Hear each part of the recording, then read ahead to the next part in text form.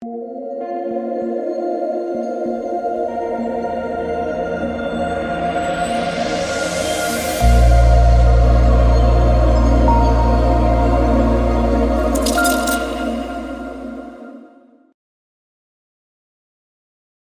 are back for Thursday night football. We have my Detroit Lions going up against the Green Bay Packers. Welcome, guys. My name is DK. We'll be breaking down the show on slate in this video. If you guys are looking for more content, whether it be for DFS or for player prop stuff, you can check my Patreon linked down below. We've had a good start so far to the NFL season. And the sponsor video that it will be OddsJam. If you guys are not on OddsJam, what you're looking at right now is the fancy optimizer here on PrizePicks. And if you guys want to give it a try, you can use the code DKDFS for 25% off your first month. So, for example, it's given the Amon-Ra St. Brown taco about a 65% chance to hit, but you see some other plays it gives in the percentage to hit. And yeah, they have this for underdog, parlay play, all that good stuff. So, very, very helpful tool. And again, if you guys do want to sign up, make sure to use that code for 25% off. All right, so with that out of the way, let's get into it. Again, recapping Monday. Once again, we've had so Monday's been treating me well the last couple weeks. Last week, we turned $40 into $4,000. This week, I felt like I could have made a lot more money, but we had Tutu Atwell. She should have had 3 touchdowns again.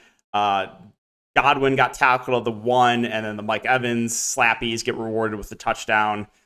Pretty tilting. Rashad White got stuffed at the 1 as well. Hurts had Goddard wide open in the end zone, and he just fell down. So I was like, ugh. I feel like it could have been a much, much bigger day, but still had a solid night overall.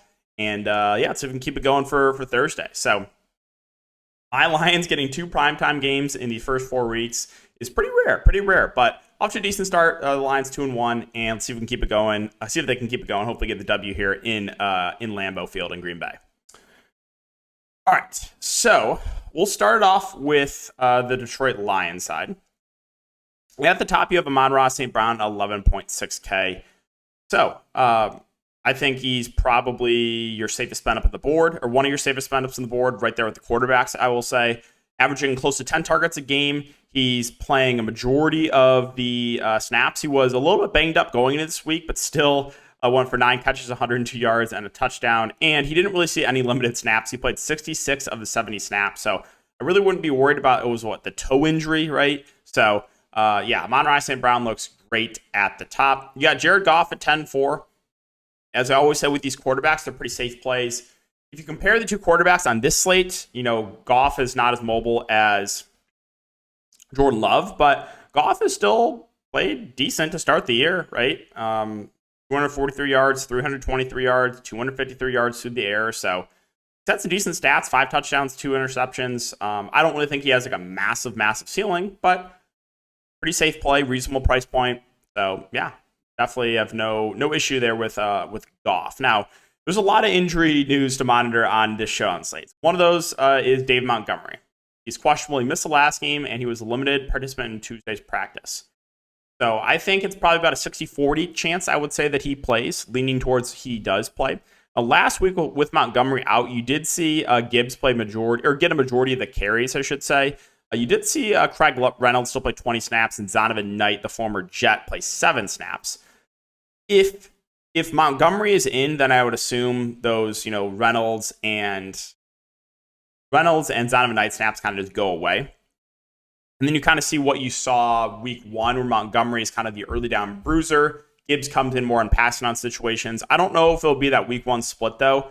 Week 1 was like an 80-20 split. I think with Montgomery somewhat banged up, if he is available to play, maybe it is closer to 50-50 or 60-40, something like that. So we'll definitely monitor that. If Montgomery is out, I would feel better about Gibbs. He got most of the carries, but did only have 1 catch and 2 targets. I think that was a bit of an outlier, though. It's just the Lions are playing from ahead, and they didn't really have to pass a ton. So I would like Gibbs a lot more if Montgomery is out. If Montgomery's in, I think Gibbs is more of a GPP play for me, because then the question is, all right, what is the running back workload going to be like for him? How much can Montgomery play? So if Montgomery's in and we don't get any clarity if he's on a limit or anything like that, then I think it makes both running backs a bit riskier. And Gibbs at almost 10K, again, if he's like splitting snaps or getting like 40% of the snaps, it would be kind of tough to swallow that pill. Sam Laporta, I mean, you guys know how high I was going on him going into the season, and he's been really, really playing well. A huge game last game, I think that will raise the ownership a bit. 8K price point, I don't love. I don't love it, but he's still playing majority of the snaps, right? If you take a look at last week for Sam Laporta, he played 52 of the 70 snaps, ran 30 routes, so I think he's still playable, but I will say a little bit overpriced. Again, Montgomery, if he does play and he's not limited, then I think he's pretty safe. Again, I would expect him to get a lot of the early down work. So we'll monitor the situation there. Josh Reynolds has been operating as the wide receiver 2 for the Lions. He was a little bit banged up going into the week, and he still played 54 of the 70 snaps. So it was him and St. Brown that played a majority of the game, and you had like 3 other receivers kind of mix in.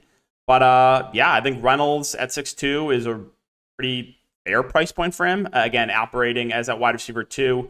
I think he's kind of in that weird price range where maybe a lot of people don't play him just because a lot of good plays at the top, not as much in the mid range, but I think he's a relatively safe option there. It's going on a little bit more. Cleve Freeman had a really big week last week, going for or I guess I could have sworn he caught a touchdown, or was it the week before he caught a touchdown, but still had 4 catches on 6 targets. Now, he did not play a ton, though. He played 25 of the 70 snaps. He did run 19 routes, though. So I think if you're looking at these 2 receivers in Reynolds and Raymond, right, Reynolds is very clearly the more optimal play, right? Because Reynolds like doubled his snaps. Even though Reynolds didn't do anything last week, I would definitely prefer Reynolds to Raymond.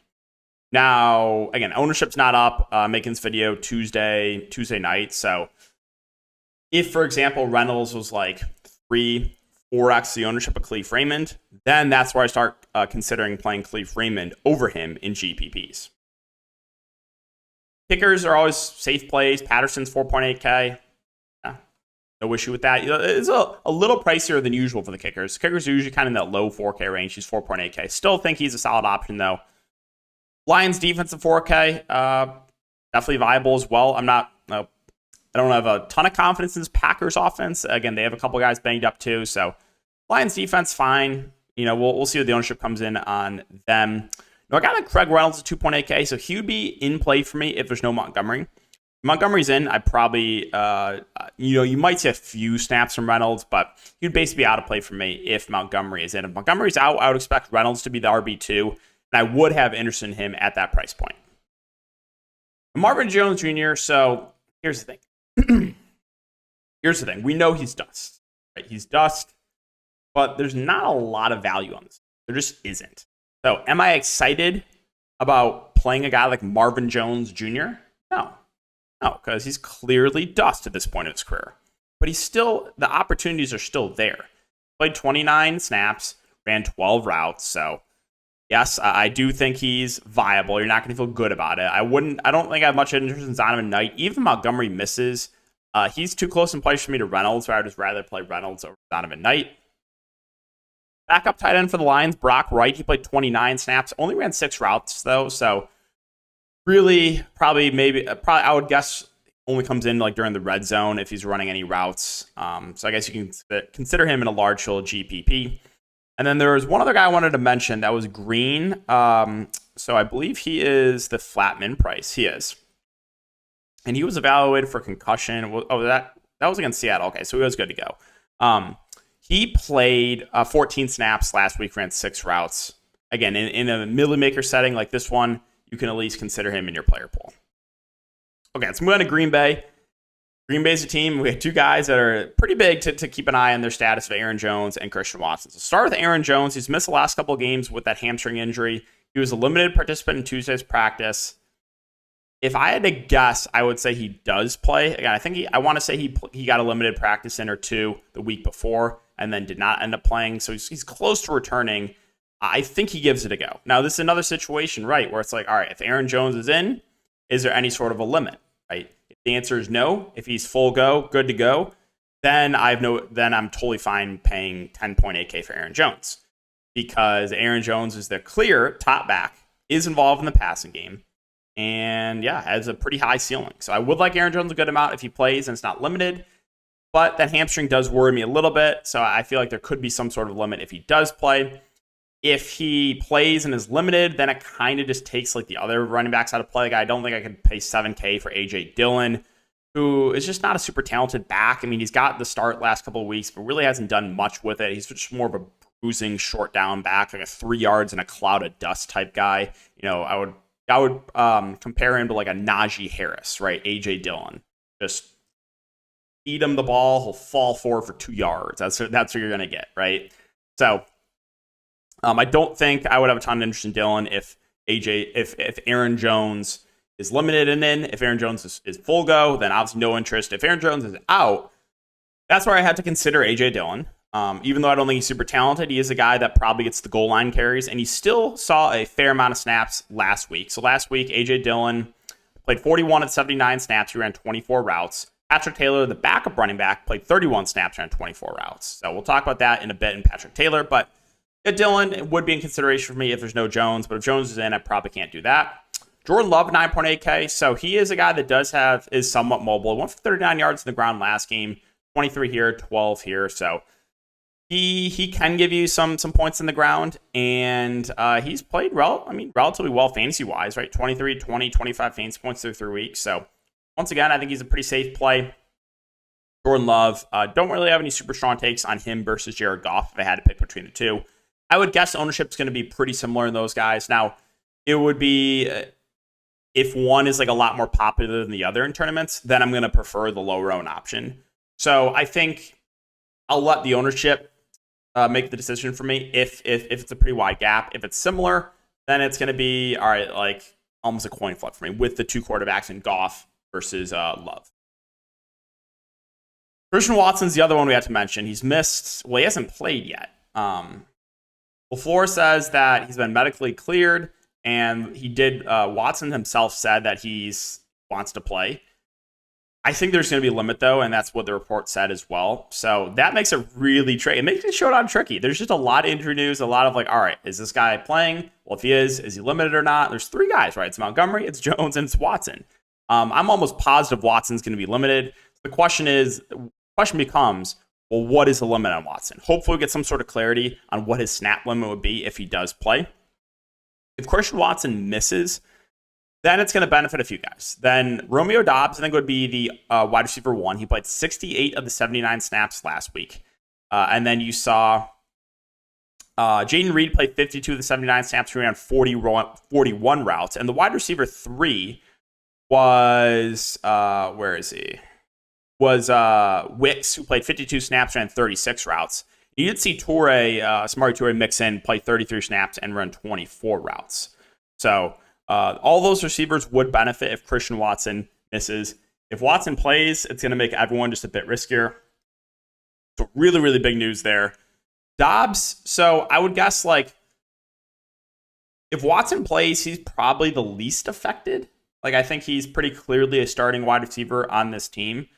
All those guys we just mentioned, I would say he's probably the one that takes the least hit, or the smallest hit, I should say. So still would have some interest in Doubs. He hasn't really had like a huge game, but did have 12 targets last week and did score a touchdown. He has 3 touchdowns through 3 weeks. So Doubs is probably would be the receiver I feel the best about here for Green Bay, but he also is expensive. Luke Musgrave is 6.4K, so I think he's a pretty similar play to Sam Laporta. Like both are playing a majority of the game, both are running a ton of routes, and you got Laporta is about $2,000 more expensive than Musgrave. So I think for me, if you're gonna make me a pick between the 2 tight ends in the slate, I'm gonna prefer Luke Musgrave. Just factoring in that salary, factoring in the fact also that Sam Laporta just had a big week, so you might have people kind of chase that game. And yeah, I think point per dollar, I would give the edge to Musgrave over Laporta.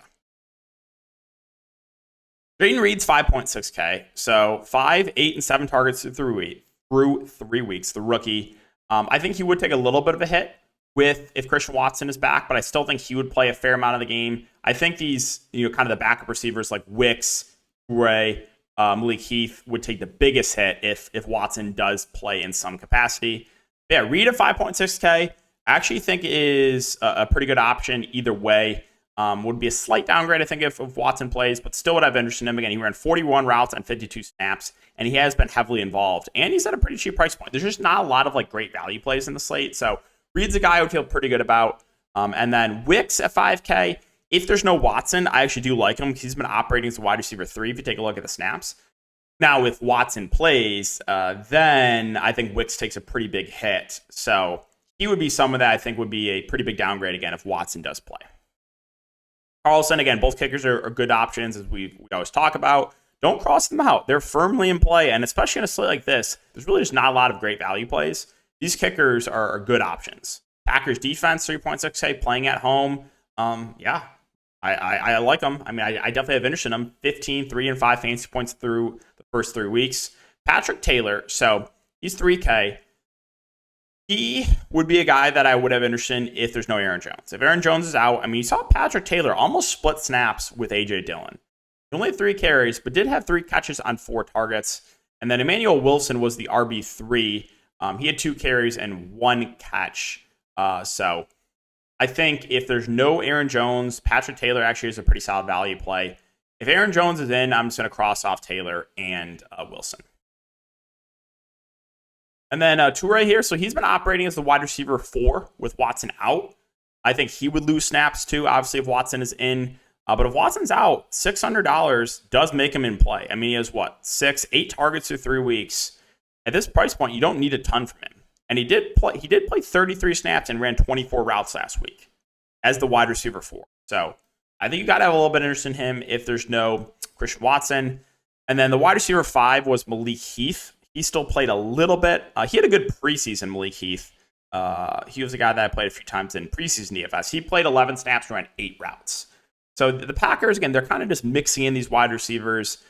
And those bottom 3 guys we talked about, right? Wicks, Toure, and Heath, I think would take the biggest hit if Watson plays. As far as backup tight ends go, there's really not a ton here. Musgrave played a majority of the game. Josiah DeGuara played 17 snaps, ran 4 routes. Tucker Kraft played 10 snaps, ran 6 routes. I assume Kraft is $200 and DeGuara is $200. DeGuara does have 2 catches on the year. I guess if I had to play one of these backup tight ends, it probably would be him. All right. I think it's going to wrap it up for the player-by-player breakdown. If you guys are looking again for that more in-depth content, I really go in-depth in my roster construction videos on Patreon, where we talk through ownership. We talk through, what is the optimal build. We talk through ways to get different, how to build a plus EV lineups for the slate. That is all included in my Patreon down below if you guys are interested in that. But that'll wrap it up for the video. Really do appreciate you guys for watching as always. Good luck on this slate, and we'll see you guys all in the next one.